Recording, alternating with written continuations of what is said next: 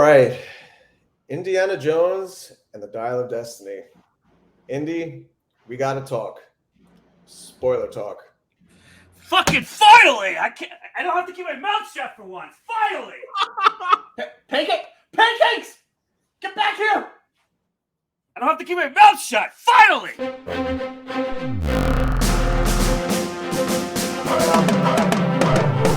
All right, everybody. Welcome again to another review from the final credits. This time, as we said before, Indiana Jones and the Dial of Destiny came out last week at the time of this recording, and we have a lot to say. It's the fifth installment in the Indy series. Harrison Ford showing his age by now, part of the story. And I'm just going to leave it to you guys for a second. What do you think about this story? Because we want to believe that it's a bookend to the series, but was it the Swan song that Harrison Ford needed to end his story as Indiana Jones? I'm upset he didn't die. Yeah. I'm surprised he didn't die either. That would have been a bookend. It would have been a great bookend because you know what? He's 80 years old, even in the film, right? He was up there in age. At this point, it's just like, just kill him already because he deserves a good send-off.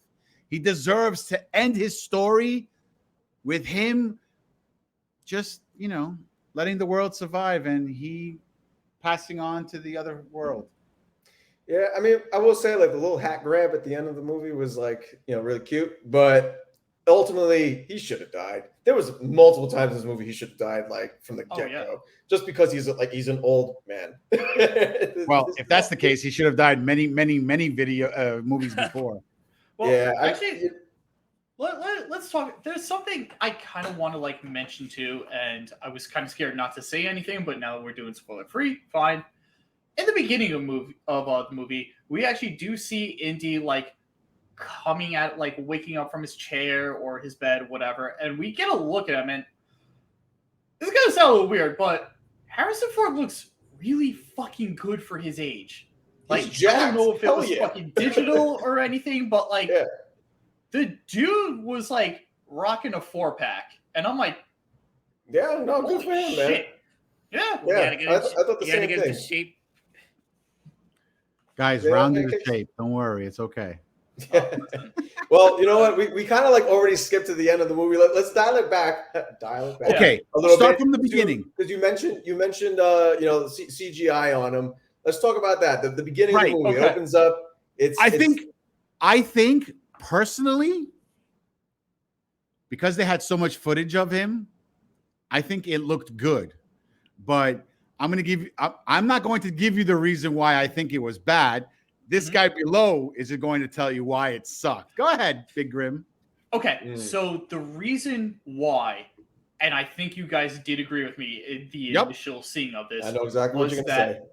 Okay, so we see the his face and everything, and it looked all right at first. It was okay, but then you heard him. And if you go back to pick one. Just honestly, no. Let's be conservative. Let's actually be nice. If you go back to Crystal Skull, firstly, why would you? Secondly, if you go back in there, he doesn't sound nowhere near as gravelly as he does now. Now let's go back even further. Last Crusade, the best one in my opinion, but we're not going to talk about that. He sounds exactly like Harrison. He sounds exactly like how he did in Raiders of the Lost Ark. And he looked around that too. But you see him here, the voice doesn't match up with the face. And it instantly took me out of it. And I'm like, even if I was a kid watching this, I'm like, that's fake. And I was just not even just the voice, whatsoever. But the motions too, because it is him. He moves like an old man. That's because he is an old man. In some scenes, he's running, and he's supposed to be in his 40s, but he's running like an 80-year-old guy, like an 80-year-old man. Yeah, and it's hard to hide that. I mean, I'm surprised they didn't get a stunt double for some of those scenes. That you need to believe he's actually younger when he's doing those more high action scenes. But yeah, and that definitely broke the illusion because, like I said, the CGI work on his face was actually pretty decent. I was actually trying to find like uncanny valleys and things like that. I didn't really see it. So they actually did a good job with the visuals. It was just the audio and the motions that really broke that illusion. I mean, at certain points, the face did look a bit wonky, but I ultimately agree with Spade. I thought they overall did a good job with the de-aging. I know Graham's shaking his head at me right now, but they had to establish a foundation for the story. It was that they told, and to bring Nazis back as the main villains, and to bring it back to 1944, 45. I'm glad we got an epic scene where he battles the Nazis on the train. That scene in itself was epic, and we could have gone home happy for that opening. But yeah, they should have done something more with the audio to match the time period he was. Why not just recast a younger version of Indy? Not Raiders Indy, something that happened prior to Raiders. He could have been 19 years old. He could have been 20 years old, and he was doing that. And they could have hired because you still have Harrison Ford that's available, and he's the one and only Indiana Jones. I have another answer to that. Go ahead. You can't do that because River Phoenix already passed away. Oh God. Ooh. Wait, yes. Did he play the young Indy on River Phoenix was the one who played young Indy in Last Crusade. Yep. Okay. Well, they could have picked any 19-year-old. Listen, it's not even that. What they could have done is they could have gone Mandalorian with Luke Skywalker. Get a stand-in, CGI his face over him and everything. If you want to have him do the voiceover to make it sound like Harrison, that's where I felt the whole thing fell apart anyway. But you want to do that, fine. You have a point there was a number of ways that it could have been done better, but we got what we got. Yeah, and I guess a good stepping point from here is talking about Mads Mikkelsen as the villain, the lead Nazi. Fantastic. Yeah, I think he was definitely a high point of this movie. I mean, any movie he does show up in, especially as a villain, he always does a good job. And this was like a perfect, like slimy Nazi, like under the shadows type of villain role for him that I think he just really excelled in. I think he almost stole the scene, like in almost every scene he was in. Not almost. I think all he did. Yeah. That's fair to say. I mean, he's playing a genius, brilliant man. He could take his smarts to use for the good, but he was such a believer in the Nazi cause and sympathetic that he could have been a better leader than Hitler himself. That set into motion his plans to go back into time. Yes, it's okay to talk spoilers. Yep. We already spoke the ending, so we're all in at this point. Don't worry. Yeah, about that's also true. But I mean, there's more to talk about with that. No, absolutely. But well, before we jump ahead again into the ending, so he was a high point in the movie, and then we had another new character in this movie that I feel like might have been a low point. Big Grim, you're raising your hand. You're gonna be the star pupil. Yes, the train scene was great. We did see a lot of character development in that, but I'm going to bring up 2 points in this review where I'm going to say Grimm called it. The very first point that I'm going to bring up, because we actually do find out in, at least like with the trailers and everything and looking stuff up, is, what time period did this happen in? In the current time period, this happened in the year 1969. Oh, well, what was really prevalent during 69, you may ask? This event. Or maybe the biggest event in, the world's history, putting a man on the moon. And I was told, that's not going to happen. And sure enough, we get a nice little chase throughout town during the parade of the moon landing. Nice big. I called it. I just hate when you're right. That's all. Yeah. You need to establish that it's the 60s. I know you're not a fan of overdoing a decade theme or something like that, but it's there. It needs to set the stage. I'm not going to get into that because they didn't play too many 60s hits. Yeah. This time, it fit right. It was done right. It was just done right this time. Obviously, the biggest event of the world does mean something with that. And we didn't hyper focus on these two things because once that was over, it could have been a completely different year and no one would have known. Yeah, that's true.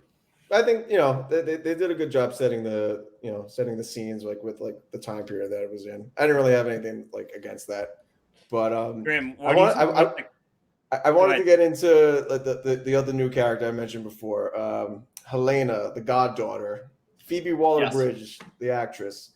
What do you guys think of her? I don't want to say I'm torn, but like I feel like I don't know if I'm a fan of her or not. Because there are a lot of things wrong with her.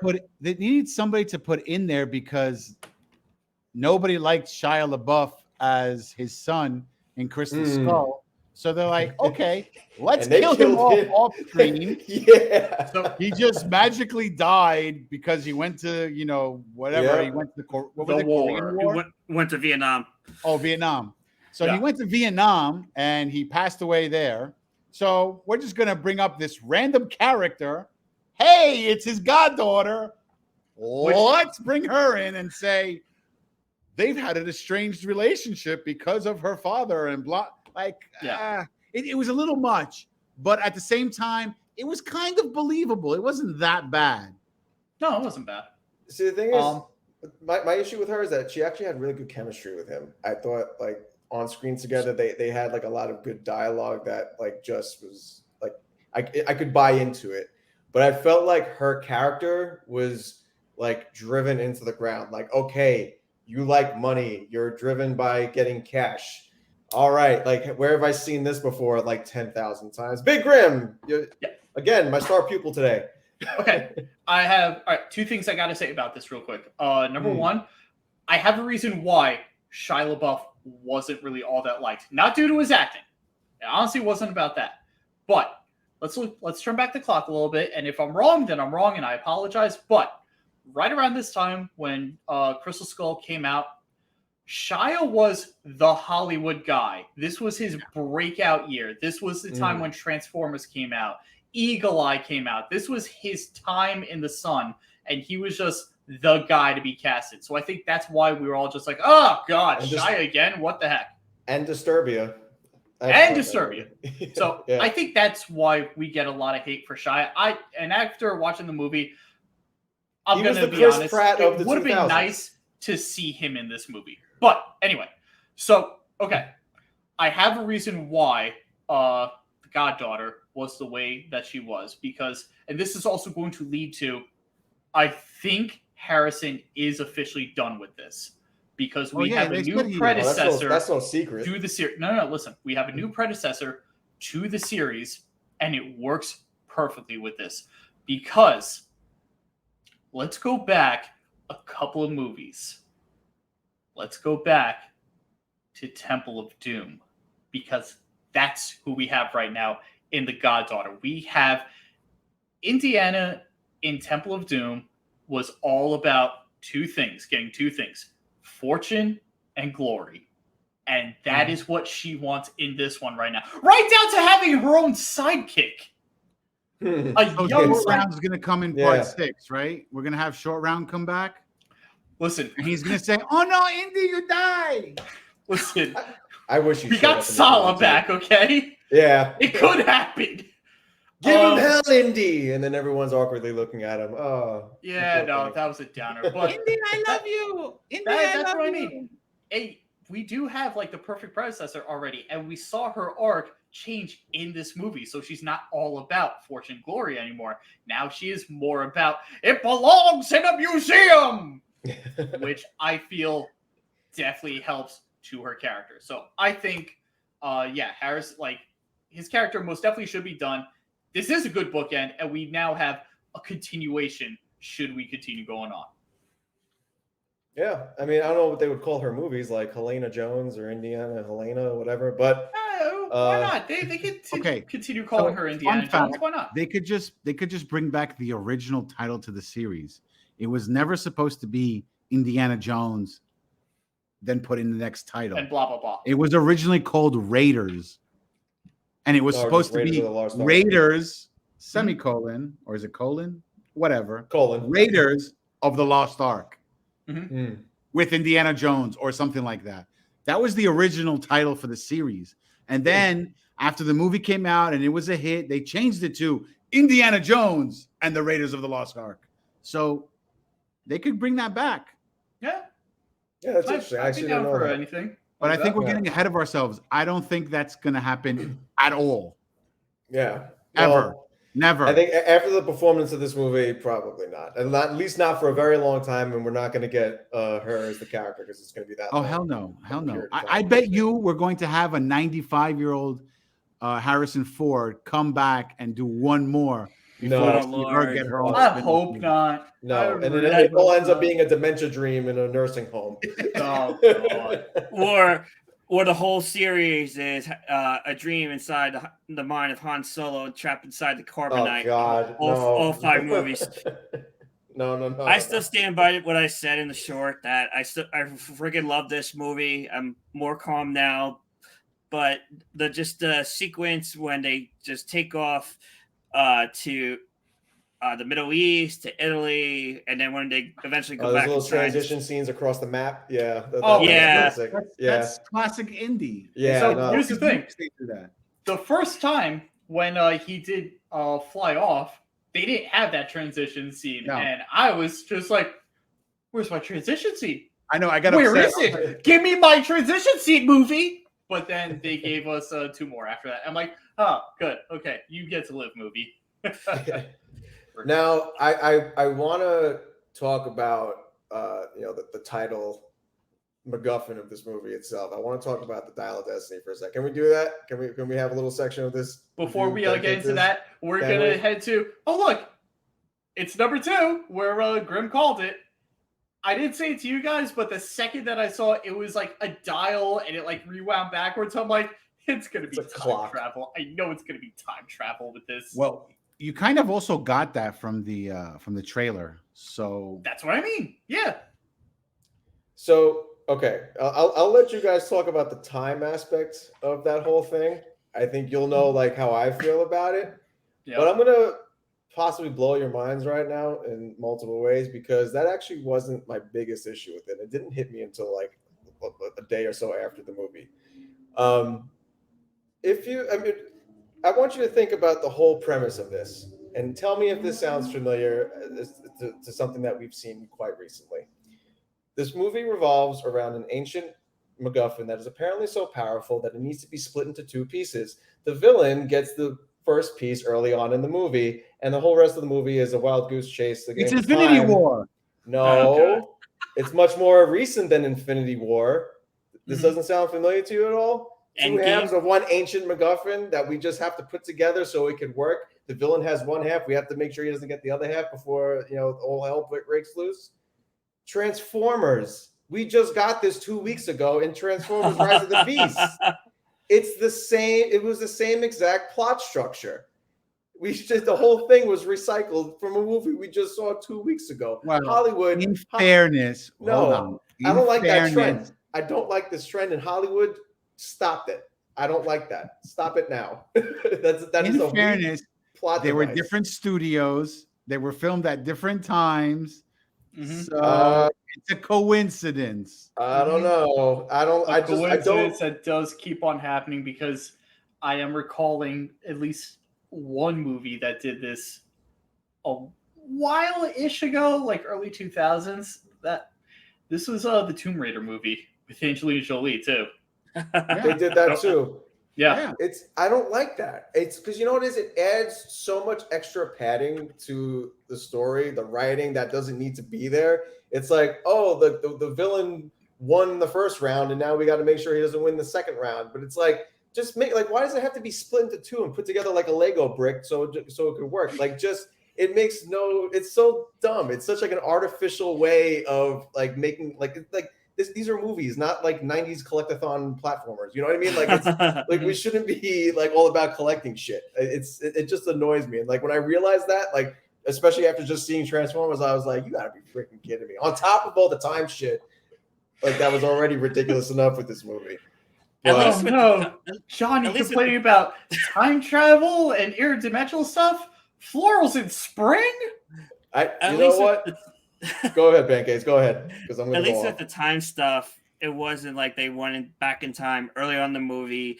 It was a time heist, going from one time period to a time period, traveling from indie movie to indie movie. In hindsight, that Thank sounds kind of God. cool. Thank But God. All right. but they kept the going back in time, saved it for the end of the movie, and it was a cool twist that even though it was hinted at the various historical stops they made, that it was kind of cool, like the intended destination and time of the main villain, he was way off in his calculations. The fact we ended back at the Battle of Syracuse, somewhere with the ancient Romans, if I'm saying that right. Yeah. And they didn't change history.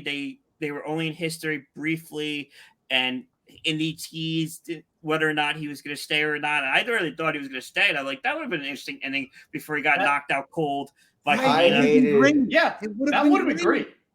I hated that whole sequence, man. I really thought like they were gonna have some sort of like logical way of explaining it, especially when he was like, "It's not magic, it's mathematics." I was like, "Okay, maybe they'll like kind of science this with us a little bit." Nope, it's just No. a giant freaking portal in the sky It's that no one science. sees. It's math to But you know what was find the great? magic. No, but you know what was like the Technically best right. part? The best No, kind of right. No, but you know what the best part is? Just like throughout this historic battle that we're seeing before our eyes, the freaking rift in time is very clearly in the sky, right there. Yep. Like, how is it such a secret that no one knows this shit? If this is how these rifts just appear and disappear in the sky. The ancient Romans, they probably thought like, oh, it's just a storm happening. They don't freaking know. They have no idea. They No, called like an in the airplane a present day. dragon. In 1969, another plane could just easily try to fly Yeah. through the storm and just like end up. Oh, I forgot about that How we one. get Okay, here? I'm just What's saying, in present happening? day, like no one's ever like realized this. Like it just like we just went full like Stephen King's Langoliers, like just going through a rip in time. If anyone's ever seen that movie, but it just I was like, man, we're really just going straight down that easy writing path. We're just going back in time through a sky hole. Okay, Well, great. It's okay. Think about it from a different perspective. Ready? Mhm. How long were they really out in the past or future? 5 minutes? 10 minutes? No. Let's be Granted, conservative. probably a Let's half hour. I was about to say a half hour to 45 minutes. I think that's too long. I don't even think it was that long. No, because there was the amount of time that they needed to board the plane and fly back and all that shit. So it just it probably like all things considered was like a half hour in their real time. But it was just the way it was just implemented was just so dumb and lazy in my opinion. That was like a real low point of the movie. Besides the Transformers recycling. We could all agree that the score was amazing. Absolutely. John Williams brought the fact. Yeah. When is he ever wrong? The man is perfect. Too, though, because John Williams is also up there in age, and in He's 90. They said that he was just going to do one part of like one song of a score, and then he literally just kept writing and kept writing and kept writing. It's like, of course, well, I redid the entire score for you. They're like, that's just what all right, he does, let's do this.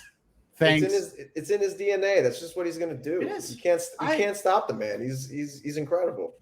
And once again, I don't think there's a better musical genius than him. Mm. There are a couple that I will put up there with him, but John Williams, in no particular order, definitely top 3 for me.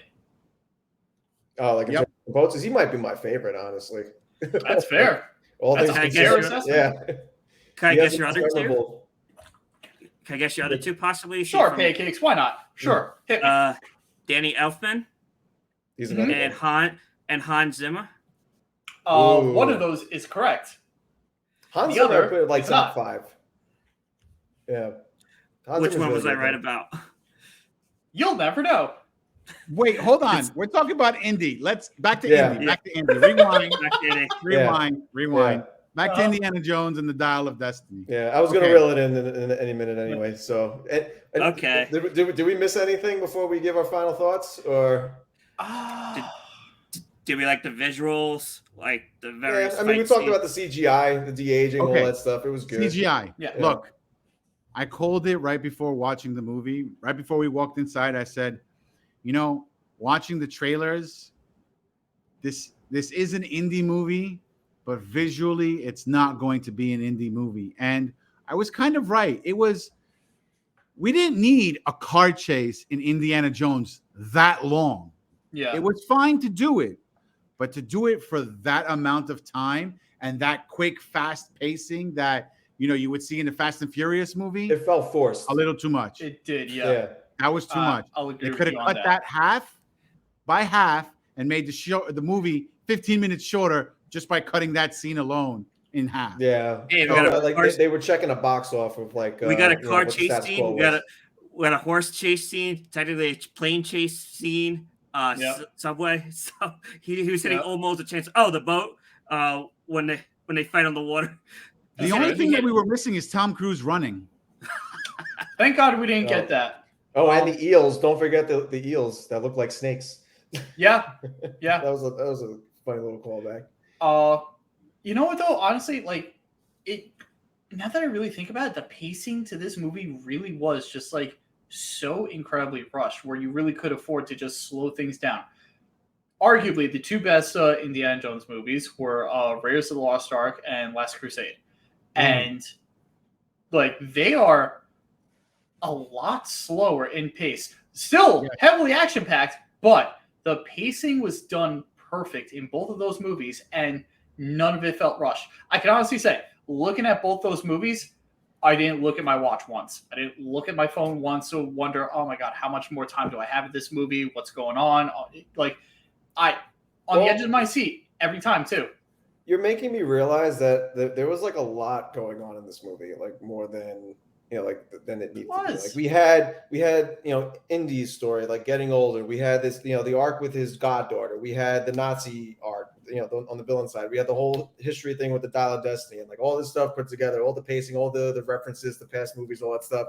It was just a lot packed into this that probably resulted in like a more rushed tone. But I feel like a lot of movies these days they suffer from that. So it's more of a Hollywood problem than an indie problem, especially with like nostalgic revival movies. Yeah. Well, listen, you have to understand, going back to what Grim was saying about the pacing, that's a normal Steven Spielberg thing. Remember, he directed all three of those. So he's a master at pacing. I don't know what else to say. Listen, and this movie was not directed by Spielberg, so executive producer. Yeah. Being an executive producer and being a director is two totally different things. Yeah. No, I more than that. It's like opposite ends of the earth. Yeah. No, I was One's like about money. joking. The other one's about making a good film to make the money for the guy who wants the money. Yeah. There is something else I do want to bring up. I'm sorry. One more. I feel like it needs to be said too, because it isn't even just an Indiana Jones problem. This is a problem that I have seen a lot with movies nowadays. If you're like continuing a story, guy gets the girl, happy ending whatsoever, but we're continuing the story, every time there's some kind of separation between the guy and the girl. And I'm so tired of it. Like, you could do... I mean, it's a Hollywood trope, isn't it? It happens all the time in many movies. It's only happened within the past like 10 or 15 years. It was never like that, like before that, honestly. And it's a trope that I'm honestly getting tired, especially when, okay, fine, the guy and the girl are separated. They're through divorce, through death, what have you, right? And the guy is the protagonist. He does a thing, do, everything's fine, da-da-da-da-da-da-da. Saves the day. Oh my God, everything's cool. Here comes the girl at the end of the day so that the guy can get the girl again. Yeah, she was kind of shoehorned in at the end. I'll definitely agree with that. Okay, yeah. I'm going to be there to be the guy that says I disagree, because throughout the whole movie he just wanted to get back with her. You saw it in the beginning. Don't separate with her in the first place, then. But then there's no story. Add anything to the character. Nah, I disagree. She needed to be there at the end for Indy to close off the chapter of his life and say, The okay, thing He would I have got shooed Marion him back. out of We're the good. house anyway to be like, no, go on this adventure because it's who you are. You're Indiana Jones. You're the man I fell in love with like this. I didn't fall in love with this professor. See, like I fell in love with Indiana Jones, not No, Henry you're- Jones. I Jr. have You're I failing, have agree you're with you failing to both. understand the major problem in this, the major point of this story. And the major point of this story is the fact that he lost his son, and that is what split them. Right. Shouldn't have I lost his think- son Clear then. cut in the No, movie. but the He lost problem- his son, and they were split. And Which, because of again, that, they he got was rid an of his son alcoholic. because the public couldn't stand Shia at the time. No, Which, again, I feel like I'm it- half agreeing with you both because like I agree, yeah, like it can make for a good story, but at the same time, the way she was just kind of plopped in, like you only saw her only appearance was those 5 seconds that you saw her at the end of the movie. She should have had some sort of scene in the beginning of the movie, or maybe even show a flashback as he's telling the story, just so like you could just like get more of a visual behind what actually happened. You know, he's telling this story, it happened, yeah, but like we don't see it, we don't see her, and then she just appears at the end when everything's all happy and But then ever you're after, adding you another know. 5 minutes to a movie that was already slightly too long. Well, I'm saying like in the scene This where he's wasn't already even telling the slightly story, too just long. show her then too. You know, another DH scene, but whatever. But I ultimately I agree. I think it was kind of like a shoehorn thing, like with her. It didn't sit right with me like how it was implemented at the very end of the movie with her. But end of the day, that's just what the story was. I kind of agree with you too, Spade. But the presentation of it, I think, is where it fell short. But I think that falls in line with like the rest of the movie. There was a lot of things it did right. There was a lot more things it did wrong, and I think ultimately it fell short of a lot of people's expectations. Maybe not so much as Crystal Skull, but it, you know, as a Swan Song movie, could have been a lot better. I think that's like my final thought of the movie. Listen, overall, I really enjoyed watching it. I can't right now we're nitpicking, but I'd watch it again because I thoroughly enjoyed. It was a popcorn flick. It was with It was a fun movie. problems. It was still a good, enjoyable movie to watch. Why it's bombing at the box office? I would have 100% watch it again. Because I fucking love this movie, like I said previously. Well, you're a true fan. You're the big fan. To match the energy, I also really enjoy this movie. Like Spade just said, we are really just like dissecting this movie for what it is, which we're allowed to do. But at the same time, overall, I would definitely go back to the theaters. I'd pay for another ticket to see this movie. Really? Again, just like how we said, it's a popcorn movie. It's a good way to spend a nice Friday night or a Sunday afternoon, whatever take it is. Go see the movie. And just to like shit on it, because you think it's cool and everything, it's really not.